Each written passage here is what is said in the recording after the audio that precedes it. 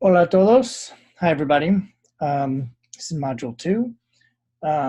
Very brief little overview of some supplemental concepts, terms, vocabulary that I think go along with Chapter 17 and 18 and these identities of linguistic rights, policy, identity.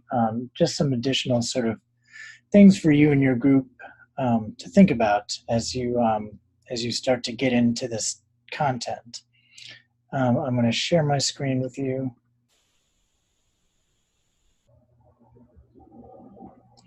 So Module 2, some relevant terms. And again, I'm going to go over these quickly. This is not a long kind of a lecture, really just like a previewing of terms.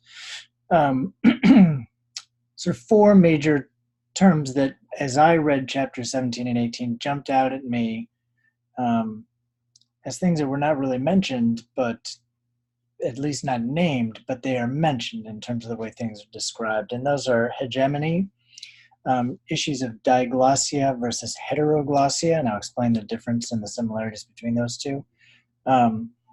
Thinking about what is minoritized bilingualism versus majoritized bilingualism. Talk about that in a minute. And relative to those two concepts, minoritized and majoritized bilingualism, thinking about the 1996 Oakland Public Schools Ebonics resolution. Some of you may be old enough to remember this. I do.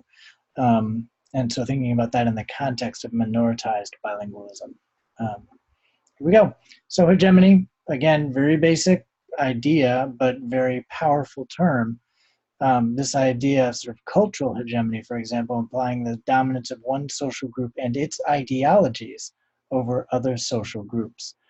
And so, this is something this is bedrock in many ways to the founding of the United States, for how we think about what it is kids should learn. In the foundations class, we talked about, 2002 to 2017, English only education, bilingual education is outlawed. That is an instance of hegemonic structures and an ideology that English is the correct way to do things, and other languages simply impede you from learning English. That is a hegemonic perspective on language education and has with policy implications. I'm sure you can think of other instances of sort of how hegemony plays itself out in our current political climate. But again, over here on your right is sort of a word cloud for different kind of ways that hegemony can manifest in different sort of institutions, areas, domains of society. Okay, diglossia, heteroglossia. So these are related things. So actually the first thing to think about is, what is a speech community? A speech community is any place where a community of language users live, work, or learn and need to communicate with each other. In my view, a school is a speech community. Your classrooms are speech communities within a broader school speech community. Where kids live, neighborhoods are speech communities. Homes are speech communities. Bounded places where language and communication take place are speech communities. They're very important. And within speech communities, you get these issues of diglossia or heteroglossia. Diglossia is the older term. It's been around for a very long time, and really talks about this idea of the use of two languages or language varieties in one speech community, but in different situations. So, in Montreal, Canada, for example, when I visited there, I found that French would be used in certain situations, but English would be used in other situations. And it would be mixed in yet other situations. And so, diglossia is when you see two languages occupying one kind of space, but they serve very different roles. So you may have a school that is an English-only school situated within a very bilingual speech community. And so, that is diglossic, whereas if you're within the school, the language of the school is English, but you go outside the school and the language outside the school maybe predominantly Spanish, or maybe predominantly bilingual. So that's this idea of diglossia. You might think of other places where diglossia manifests itself that you've experienced in your own lives. Heteroglossia tries to be a little bit more fluid in the way it contemplates language. So in heteroglossic situations, you're sort of bringing together a diversity of voices, styles of discourse, points of view, and broader speech communities, and they're all sort of in interaction with one another.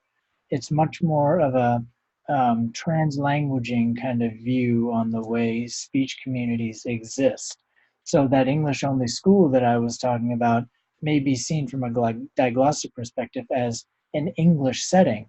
But within that English setting, if there are multilingual children, it is really a heteroglossic situation where many languages are being used, many language varieties are being used by students, teachers, administrators, um, administrative assistants, paras, counselors, speech pathologists. All of this is a heteroglossic situation. You can't really pin it down to here's where we use English, here's where we use another language. It's all sort of fluid and dynamic, and that sort of dynamic bilingualism, dynamic multilingualism is what characterizes heteroglossic notions of heteroglossia, which what I'm saying is sort of the updated, more 21st century term um, from diglossia. So it's trying to sort of turn that on its head, this idea of strict language separation, to more fluid language inclusivity. Minoritized and majoritized bilingualism. So here's a little quiz. Whose bilingualism do you think we celebrate the most? Would that be A, the sequential native English speaking US citizen who learns a second language later in life, like me? Or B, a sequential non-native English speaking immigrant child who learns a second language later in life?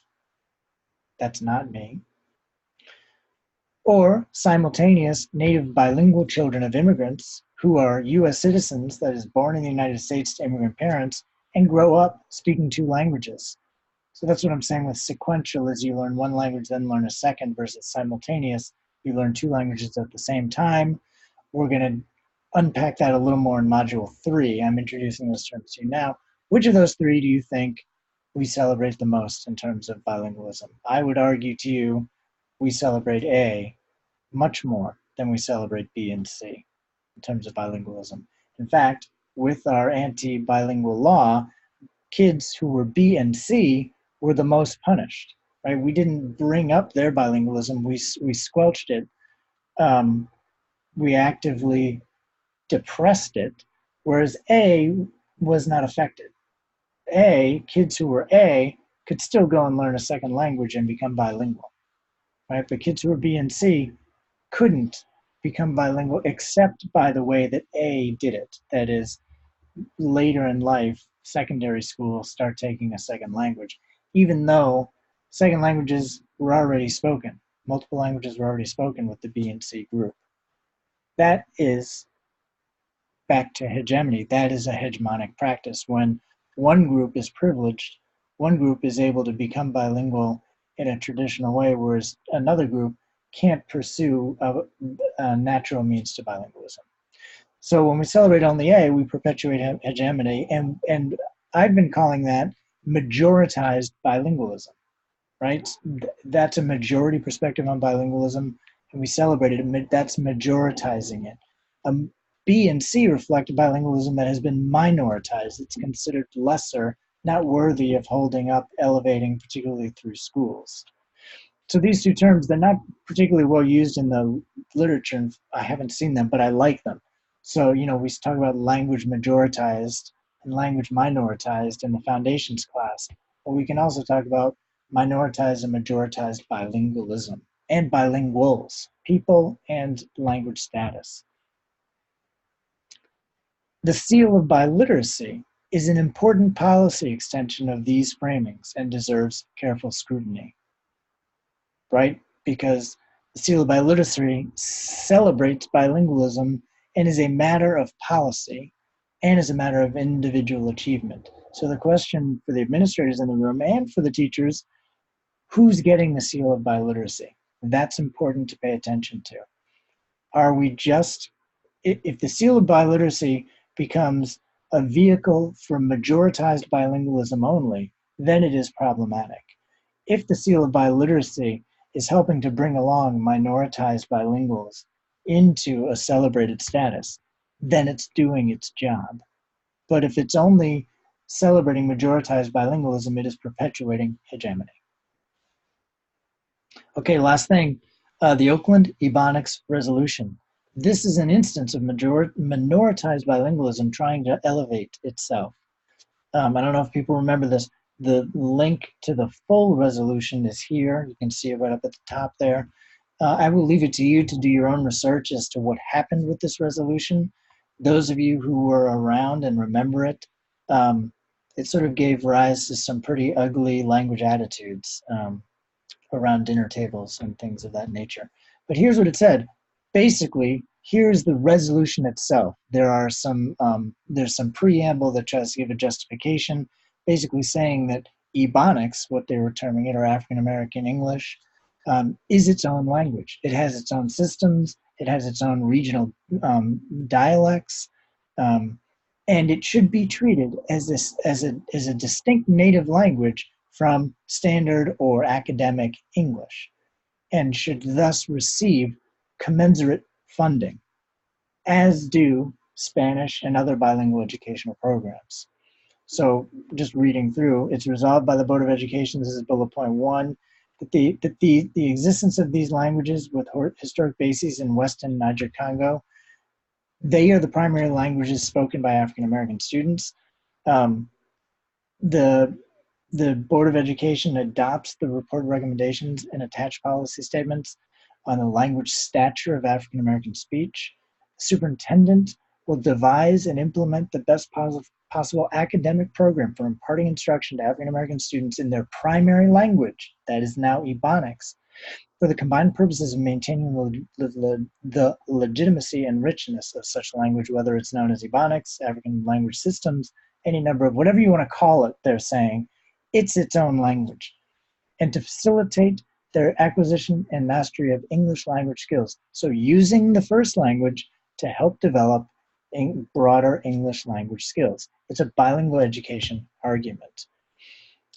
And here we go, the district will earmark general and special education funding as is reasonably necessary and appropriate to enable the superintendent to accomplish the goal of bilingual instruction for African American English.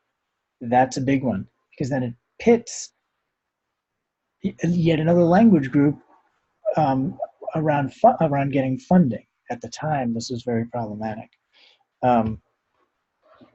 So you can, I won't read the rest of it, but you get the idea that back in 1996, this was a profoundly revolutionary thing to do.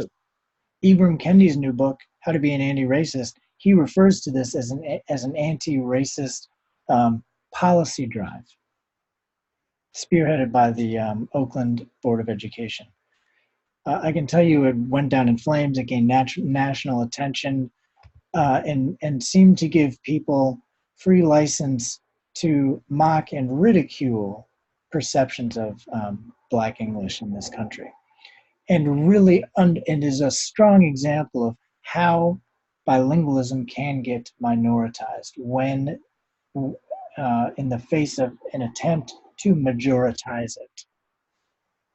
I'm going to stop there. I'll let you sort of talk. You can use the Google to sort of see what happened with that resolution. You can read more of it.